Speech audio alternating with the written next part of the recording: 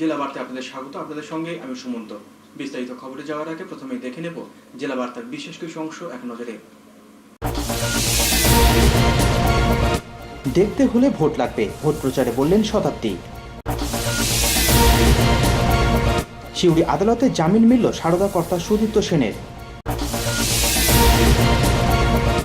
আগুন নেভাতে গিয়ে সদাইপুর গ্রামবাসীদের হাতে আক্রান্ত দমকল কর্মীরা। দিনভর দুবরাজপুরে ভোট প্রচার কংগ্রেস প্রার্থীর।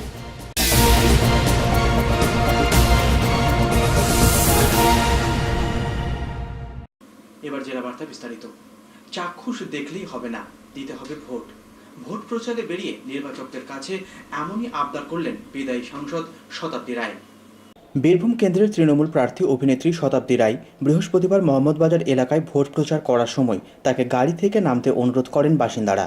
অভিনেত্রীকে একবার চাক্ষুষ করতে গ্রামবাসীদের এমন আবেদনে সাড়া দিয়ে শতাব্দী দেবী গাড়ি থেকে নেমে গ্রামবাসীদের উদ্দেশ্যে বলেন, দেখলেই হবে না, ভোট দিতে হবে।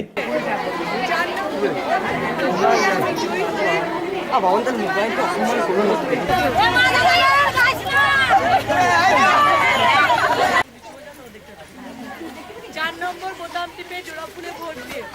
4 नंबर बोताम टिपे बोल बोलबे ना तो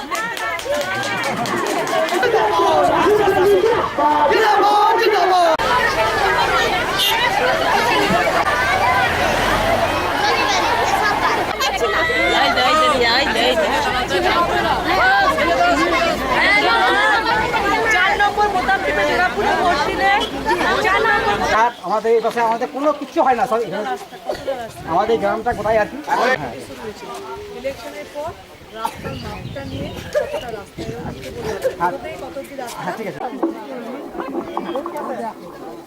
আগামী 30 এপ্রিল ভালোবাসা বলবে সে ভালোবাসা তখন সত্যি যখন তুমি ভোট বাক্সে আমাকে ভোট দিচ্ছ আর আমি যদি ভোট মেলা দেওয়ার জন্য ভালোবাসো না, এমনি বেকার বেকার দেখতে এসেছো আর এমনি দেখার জন্য সিনেমা হলে দেখতে পাবে।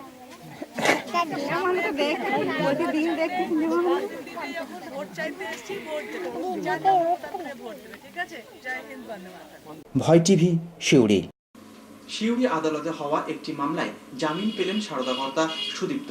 একই সঙ্গে জামিন পান মনোজ নাগেলও। দেশের সর্বোচ্চ আদালতে সারদা মামলা চলাকালীনই বৃহস্পতিবার সিউড়ি আদালতে চলা একটি মামলায় হাজির করানো হয় সারদা কর্তা সুদীপ্ত সেন ও তার অন্যতম সহযোগী মনোজ নাগেলকে। মহামান্য আদালত এদিন অভিযুক্ত দুজনেরই জামিন মঞ্জুর করেন। এদিন সংবাদ মাধ্যমের কাছে মুখ খোলেননি সুদীপ্ত সেন, তবে এ সম্বন্ধে তার আইনজীবী জানান,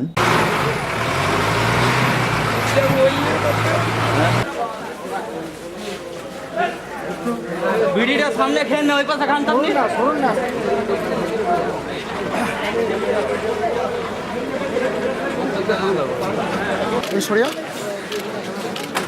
সেটাও আপনি কি সিআইডি তদন্ত চাইছেন? আপনি তো বলেছিলেন যে আপনার নেকেট করতে আপনি সব তথ্য ফাঁস করবেন। ছেড়ে দে ছেড়ে দে ছেড়ে দে।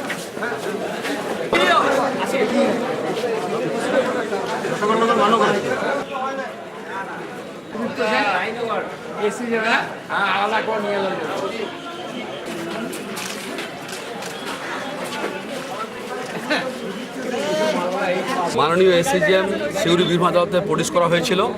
এই 21% যেহেতু দীর্ঘদিন ধরে জেল হাজতে আটক আছে এবং এই মোকদ্দমায় চার্জশিট সাবমিট হয়ে গেছে, রাজনৈতিক কেসটা চার্জশিট যেহেতু সাবমিট হয়ে গেছে, সেই ক্ষেত্রে আর কে ফার্দার কাস্টডিতে রাখার কোনো প্রয়োজনীয়তা বোধ না করে লন্ডন ম্যাজিস্ট্রেট ওনার বেল গ্র্যান্ট করেছেন এবং এই মোকদ্দমায় উনি জামিনে মুক্ত হলেন। বাকি অন্য একজন আসামি যে অলরেডি বেলে আছেন, কিন্তু যেহেতু উনি মাননীয় আদালতের সামনে বললেন যে ওনার 9টা কেস ওনার বিরুদ্ধে পেন্ডিং আছে, সেই জন্য সাফিসিয়েন্ট উনি জামিনদার না পাওয়ার জন্য উনি বেল বন্ড সাবমিট করতে পারলেন না। 16/5 ওনার ফার্দার এই করে প্রডিউস হওয়ার ডেট ফিক্স দুজনকে। দুজন 21% যদি বেল বন্ড সাবমিট না করে তাহলে পরবর্তী 6/5 মাননীয় আদালতের হাজির হবে। ভয় টিভি, সিউড়ি।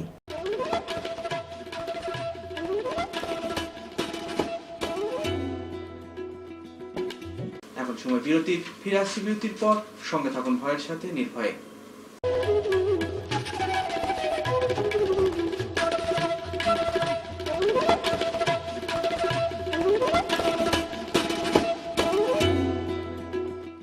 জ্যোতিষী বারবার, শ্রী দেবাচার্য একবার। সোমবার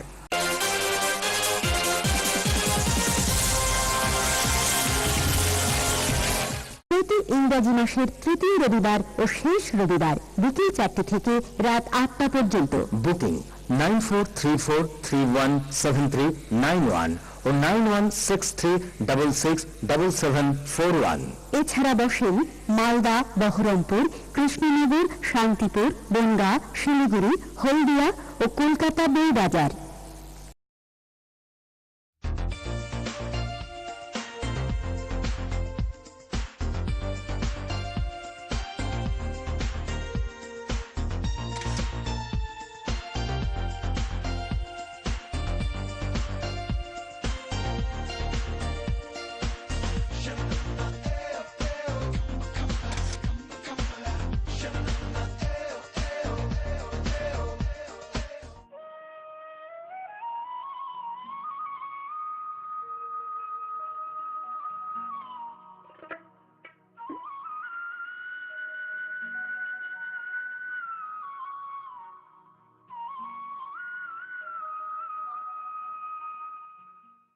वंदे वंदे वंदे वंदे वंदे वंदे वंदे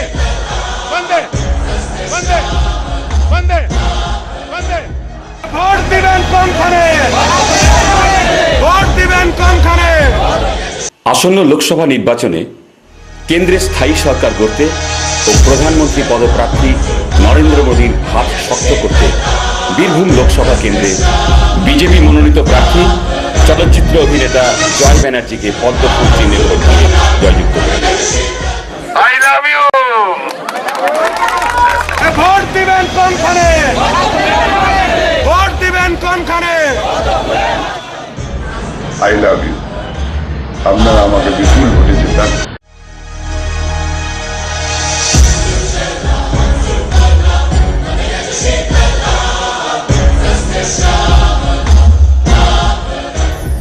चलो हालात बदले, देश की सरकार बदले, भाजपा को वोट दे। अब की बार मोदी सरकार।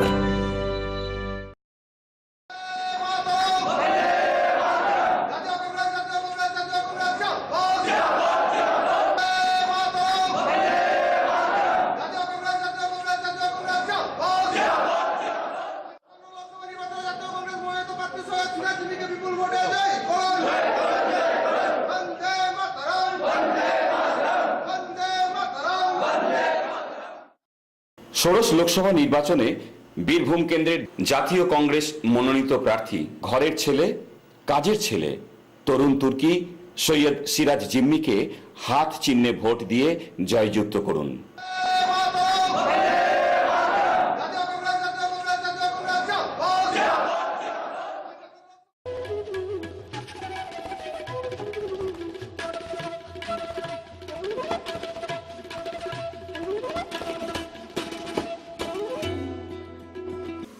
ফিরে এলাম বিরতির পর।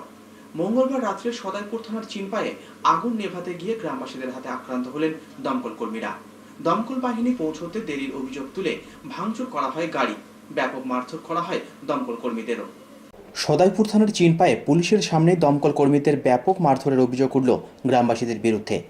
গ্রামবাসীদের মারে জখম 2 দমকল কর্মীকে ভর্তি করা হয় সিউড়ি সদর হাসপাতালে। শুধু কর্মীদের মারধরই নয়, ভাঙচুর চালানো হয় দমকলের গাড়িতে, লুট করা হয় বেশ কিছু সরঞ্জাম। ঘটনা সম্বন্ধে আতঙ্কিত এক কর্মী বলেন, এমনভাবে তারা আক্রান্ত হলে কাজ করবেন কিভাবে। আমাদেরকে আমরা গিয়ে পৌঁছেছি, ও সরাসরি মার, কোনো কথা নাই, পুলিশ প্রেজেন্ট, পুলিশের সামনেই আমাদেরকে মারধর। জানি না এতে পুলিশের ইন্ধন আছে কি নাই, আমরা কিছু বলতে পারছি না। পুলিশ প্রেজেন্ট, কয়েকজন পুলিশও 2-3 জন পুলিশও মার খেয়েছে, আর আমরা তো ব্যাপক মার খেয়েছি। আমাদের 2 জন হসপিটালে ভর্তি, তাদের একদম এইভাবে দত ব্লিডিং হয়েছে। এই অবস্থা, যদি এই অবস্থা চলতে থাকে তাহলে আমরা কি করব? আমাদের বড় আছেন, বড় সঙ্গে আলোচনা করব। একই কথা শোনা যায় সিউড়ি দমকল বাহিনীর দায়িত্বপ্রাপ্ত আধিকারিকের মুখেও। তিনি বলেন, চিনপাই গ্রামে আগুন লাগার খবর পেয়েই ঘটনাস্থলের উদ্দেশ্যে বেরিয়ে পড়ে গাড়ি, কিন্তু খারাপ রাস্তা ও জ্যামের কারণে ঘটনাস্থলে পৌঁছতে একটু দেরি হওয়ায় বিনা প্ররোচনাতেই হামলা চালানো হয় বাহিনীর কর্মীদের ওপর।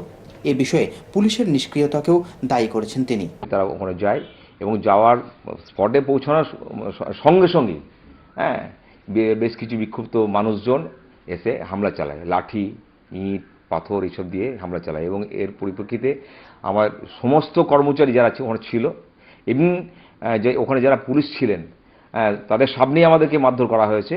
ওনারা হয়তো এখন বলছেন যে ওনারা নাকি মার খেয়েছেন, আমরা বলতে পারবো না ওনারা মার খেয়েছেন খাননি। তো কিছু দুষ্কৃতী আর কি আমাদের গাড়ির উপর ভাঙচুর করে এবং আমাদেরকে মারধর করে। হ্যাঁ, কয়ে গেছে মানে টর্চ গেছে, আমার সঙ্গে টর্চ থাকে লাইটিংয়ের জন্য, টর্চ গেছে, ডেলিভারি হোস গেছে, তারপরে জানলার যে নেটগুলো ছিল সব খুলে নিয়ে চলে গেছে এবং কাজগুলো সব ভাঙচুর করে দিয়েছে। হেডলাইট নেই। যে গাড়িটা ভাঙচুর হয়েছে সেটা প্রচণ্ড গুরুত্বপূর্ণ গাড়ি।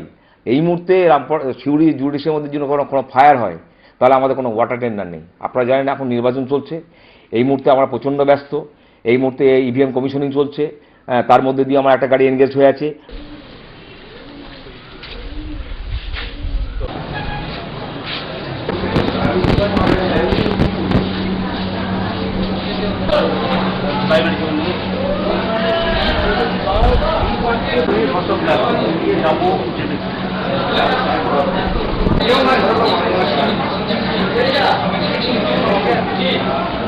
ভয় টিভি, সিউড়ি।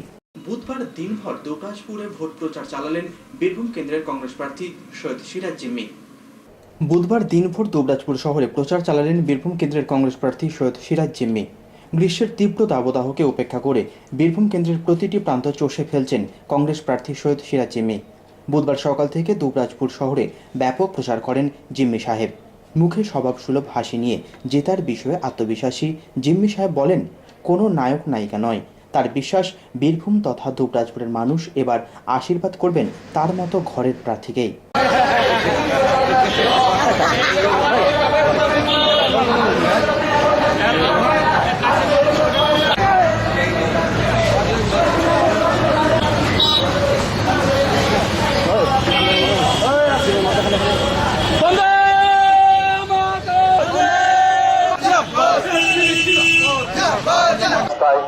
এই যে ভাইরা সালাম নেবে, দোয়া খায়ের করবেন, ফজরের নামাজ পড়ে নামাজের পানিতে তুলে যাচ্ছে আপনারা থেকে আদাব সালাম নমস্কার জানাচ্ছে, দোয়া আশীর্বাদ করে আপনাদের দোয়া করুন, আপনাদের দোয়া।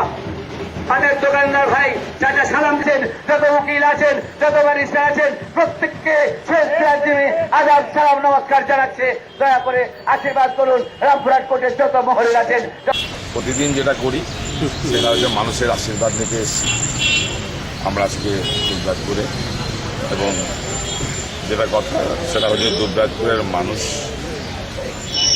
সিদ্ধান্ত নিয়ে নিয়েছে নায়ক নায়িকা আর নয়। কারণ যে মানুষ বিপদে থাকে, পাশে থাকে, শ্মশানে থাকে, জানাজায় থাকে, কবরস্থানে থাকে, শ্রাদ্ধে থাকে, হাসপাতালে থাকে, প্রয়োজনে রক্ত দেয়, সেই মানুষ যে সমাজ সেবা করে তাকেই 5 বছর প্রয়োজন আছে।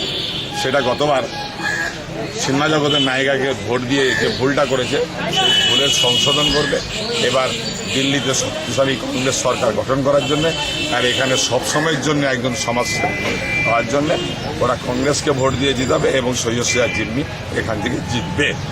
ভয় টিভি, দুবরাজপুর। খবর শেষের আগে আসুন দেখিনি 23শে এপ্রিলের গুরুত্ব।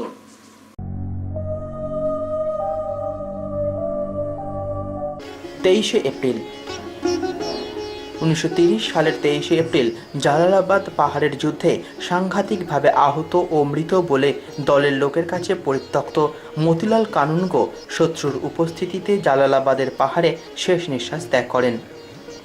চক্রবর্তী রাজা গোপালাচারী মাদ্রাজে পাকিস্তান রাষ্ট্রের পক্ষে মত দেন 23শে এপ্রিল 1942 খ্রিস্টাব্দে। 1945 সালের 23শে এপ্রিল জাপান সরকারিভাবে জানায় বিনা যুদ্ধে তারা রেঙ্গুন ত্যাগ করে যাবে।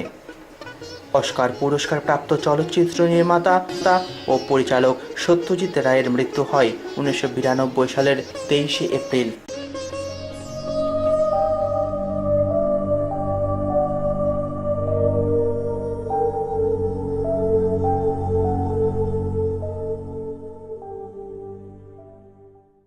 জেলা বার্তা শেষ করার আগে দেখে নেব জেলা বার্তার বিশেষ কিছু অংশ আর একবার। দেখতে হলে ভোট লাগবে, ভোট প্রচারে বললেন শতাব্দী। সিউড়ি আদালতে জামিন মিলল সারদা কর্তা সুদীপ্ত সেনের। আগুন নেভাতে গিয়ে সদাইপুর গ্রামবাসীদের হাতে আক্রান্ত দমকল কর্মীরা।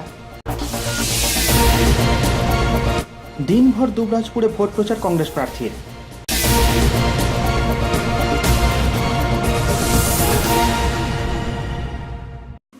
আজকের জেলা বার্তা এই পর্যন্তই। নমস্কার।